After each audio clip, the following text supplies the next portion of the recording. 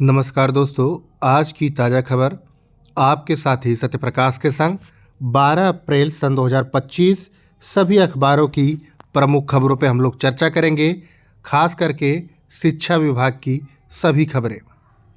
Added कॉलेजों में शिक्षक भर्ती राजकीय के नियमों से होंगी। एक ही तरह के पदों को दो शैक्षिक योग्यता से विवाद।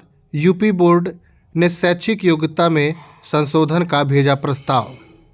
प्रदेश के 4,512 सहायता प्राप्त हाई स्कूल और इंटरमीडिएट के प्रशिक्षित स्नातक टीजीटी और पीजीटी के पदों पर भर्ती अब राजकीय विद्यालयों की चयन नियमावली के आधार पर करने की तैयारी है। एक ही बोर्ड के स्कूलों में दो अलग अलग संस्थाओं में विभिन्न शैक्षिक योग्यता के आधार पर भर्ती के कारण विवाद की स्थिति बन रही थी। यूपी बोर्ड ने शासन को भेजा है प्रस्ताव कि 100 साल से अधिक पुराने इंटरमीडिएट शिक्षा अधिनियम 1921 पर टीजीटी पीजीटी की बजाय राजकीय स्कूलों में एलटी ग्रेड और प्रवक्ता नियमावली पर चयन करे। 9,043 पदों पर भर्ती होने वाली है, जिनमें 2460 राजकीय हाई स्कूल इंटर कॉलेजों में एलटी प्रवक्ता के 9,043 पद पर भर्ती होगी। इसमें सहायक अध्यापक के 7,385 पद, जिनमें 2,525 पद महिलाओं के लिए और 4,860 पद पुरुषों के लिए हैं। प्रवक्ता के 1,658 पद हैं। सहायता प्राप्त माध्यमिक विद्यालयों में टीजीटी के 3,539, पीजीटी के 624 और कुल 4,163 पदों पर भर्ती पर परीक्षा आयोग कराएगा। संग में आपको बता दें अन्य नौकरियों का हाल। तो नौकरियों का हाल ये है कि आरआरबी के कई पदों पर भर्ती निकली हुई है, जिसमें असिस्टेंट लोको पायलट के पदों पर 9,970 पदों पर भर्ती हो रही है। और जिन साथियों ने बीपीएड कर रखा है उनके लिए भी मेरे शॉर्ट्स में खोजने पर आपको नौकरी मिल जाएगी। आपको रेलवे के अंदर खेल शिक्षक के लिए नौकरी का हमने कल या परसों में डाला था। संग में उसके अलावा ESIC साहिबाबाद में आवेदन आप कर सकते हैं और FSSI में भी आपको नौकरी की BE BTech MBA और अन्य के लिए नौकरी वहाँ पे है। यूके SSSC में भी सहायक समीक्षा अधिकारी, सहायक अधीक्षक आदि के 416 पदों के लिए 15 मई लास्ट डेट है आवेदन की।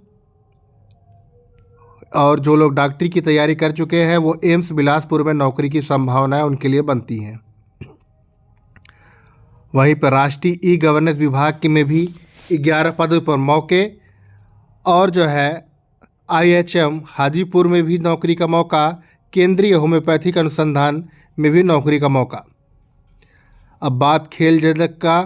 दरक रहा चेन्नई सुपर किंग का किला। आपको बता दें जो क्रिकेट के दीवाने हैं उनको तो ये पता ही होगा कि चेन्नई सुपर किंग्स के जो अब तक के रिकॉर्ड थे उनमें सबसे खराब स्थिति इसी साल चली है। 103 पर 9 विकेट स्कोर चेन्नई का मैदान में न्यूनतम स्कोर है। इससे पहले उनका जो न्यूनतम स्कोर था वो 109 रन था, इस 2019 में बनाया गया था। लोगों का कयास धोनी नीचे क्यों आते हैं इसका चाहिए जवाब। अब बात करेंगे आधार कार्ड न बनने के कारण बच्चों का एडमिशन नहीं हो पा रहा है। 3-3 महीने की वेटिंग चल रही है। बहराइच के डाकघर परिसर में आधार कार्ड बनवाने के लिए उमड़ी भीड़। अभिभावकों के खाते में यूनिफॉर्म व जूते मोजे के लिए बजट भेजने की तैयारी। निर्देशक ने सभी BSA को भेजे पत्र। 7 प्रमुख मांगों के लिए बैंक कर्मियों ने भरी हुंकार। इंडियन बैंक की मुख्य शाखा के बाहर शुक्रवार को इंडियन बैंक एम्प्लॉयज़ यूनियन के बैनर तले एकजुट हुए कर्मचारियों ने अपनी मांगों के समर्थन में उठाई आवाज़। उनकी मांग है कि लंबित वेतन वृद्धि दे, क्लर्क व सब स्टाफ की भर्ती सहित 7 प्रमुख मांगों को लेकर उन्होंने जो है घेराव किया। वही खाना पूरी नहीं, किसानों को राहत दिलाएं, अखिलेश यादव ने कह रखा है। उन्होंने कहा कि समाजवादी पार्टी अध्यक्ष अखिलेश यादव ने बेमौसम बारिश, ओलावृष्टि, आंधी और आकाशीय बिजली गिरने से प्रदेश में दर्जनों जिलों में जनहानि व गेहूं आदि फसलों के भारी नुकसान पर गहरी चिंता जताई है। उन्होंने कहा, पहले की तरह किसान का जो है लाभ नहीं मिल रहा है, अब सिर्फ खाना पूर्ति की जा रही है। किसानों को तत्काल राहत दिलाए सरकार, फसलों के नुकसान और आकाशीय बिजली के मौतों पर परिजनों को पर्याप्त मुआवजा दे। अखिलेश ने शुक्रवार को सोशल मीडिया पर एक पोस्ट में लिखा कि 2027 में जिनकी सत्ता का सूरज अस्त होने वाला है वो उत्तर प्रदेश में सौर ऊर्जा का झूठा वादा कर रहे हैं। जुमलाई भाजपाई की बातों पर अब जनता खुद सवाल उठा रही है। सूरज क्या आज देखा जो सोलर एनर्जी का ख्याल सत्ता में 8 साल रहने के बाद आया, अभी तक क्यों नहीं आया था। वहीं पे रामलाल जो है भाई के द्वारा एक खबर मिली कि 11 वर्ष की उम्र में शादी हो गई थी और नीट क्रैक कर डॉक्टर बने।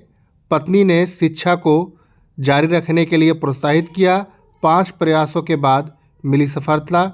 इनकी मेहनत के लिए एक लाइक तो बनता है। अब भाई आपको बता दें कि हमारा मंत्र सबका विकास, उनका सिर्फ अपना, मोदी जी ने कह रखा है। संसदीय क्षेत्र वाराणसी की 50वीं यात्रा में प्रधानमंत्री का विपक्ष पे प्रहार। 3,884 करोड़ की 44 परियोजनाओं पर लोकार्पण और शिलान्यास। 30 मिनट के संबोधन में पीएम ने गिनाई सरकार की उपलब्धियां। 50,000 करोड़ की परियोजनाओं जो बीते 11 वर्ष में काशी में लाई गई। परियोजनाओं का सौगात देकर कहा, मैं कर्जदार हूं काशी का।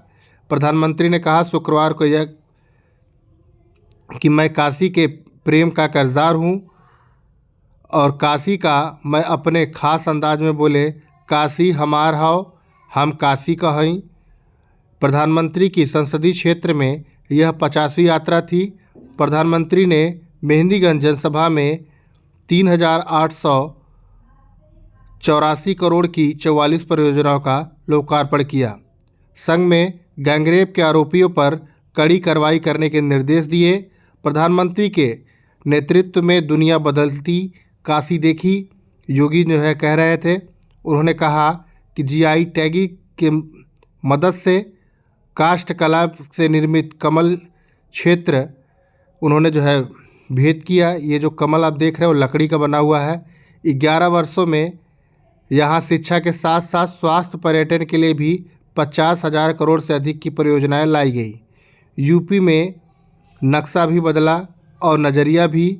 यूपी की उपलब्धियों में चर्चा करते हुए प्रधानमंत्री ने कहा कि बीते वर्षों में मेड इन इंडिया की गूंज हर तरफ गूंजी है। इतिहास रच सकती है महिलाएं। विभिन्न योजनाओं में 10 वर्षों में हुए महिला विकास में कहा कि बनारस, पूर्वांचल समेत पूरे देश की महिलाओं ने साबित किया कि उन पर भरोसा किया जाए तो इतिहास रच सकती है। अनेक बहनें अब लखपति दीदी बन चुकी हैं। यह तरक्की बनारस, यूपी के साथ साथ पूरे देश में दिख रही है। प्रधानमंत्री ने लोगों को 12 अप्रैल को मनाई जाने वाली हनुमान जयंती की अग्रिम बधाई भी दी। बुजुर्गों से कहा, अब बिना पैसे उपचार कराइए। सीएम खुद देखते हैं इसका इंतजाम। सुरक्षा के लिए 4 स्तर पर जो है कल चेकिंग की गई और इन्हीं चेकिंग के दौरान ही जो शिक्षा मित्र मिलने आए हुए थे उनको भी बाहर कर दिया गया। 2029 तक गाय वाला की जो है योजना उनकी तरफ से चलाई जा रही है।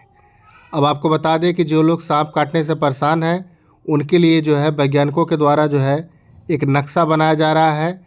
उस नक्शे के जरिए पता चलेगा कि कहाँ पे किस क्षेत्र में किस प्रकार का सांप पाया जाता है। उसके आधार पर सांप का एंटीवेनम इंजेक्शन दिया जाएगा। वही अब बात करेंगे सिपाही भर्ती की, तो जेसीटी 17 जून, प्रशिक्षण 21 जून से। डॉक्टरी आपका जो है 17 जून से चालू हो जाएगा।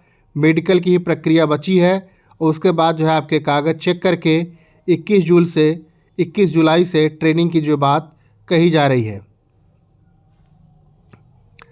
और तीसरी बार मातृत्व अवकाश पर विचार करे बेसिक शिक्षा विभाग। अभी तक सिर्फ 2 बच्चों के लिए मिलता है। हाई कोर्ट ने कहा है कि तीसरे बच्चे के लिए भी सोचे। यह जो है सहायक अध्यापिका ने याचिका में बताया कि उनके एक बच्चे का निधन हो चुका है और उन्होंने जो है दोबारा जो है छुट्टी के लिए आवेदन किया है और वो छुट्टी मांगी है। अब वही रिटायर्ड होने वाले कर्मचारियों की पसंद के ज़िले में स्थानांतरण पर विचार करे कोर्ट। हाई कोर्ट इलाहाबाद ने कहा है कि 2 साल में जो रिटायर होने वाले कर्मचारी हैं उनके पसंद के ज़िले में ट्रांसफ़र कर दिया जाना चाहिए। यह आदेश न्यायमूर्ति सिद्धार्थ वर्मा और न्यायमूर्ति डॉक्टर वाई.के. टंडन के द्वारा ये बात कही गई। एकल पीठ की याचिका को खारिज कर दी। विशेष अपील के जरिए चुनौती दी गई थी। उसमें उन्होंने कहा कि पसंद के ज़िले में ट्रांसफ़र करें। कोर्ट ने याची को नई अर्जी देने और उस पर संबंधित अधिकारी को आदेश पारित करने का निर्देश दिया है।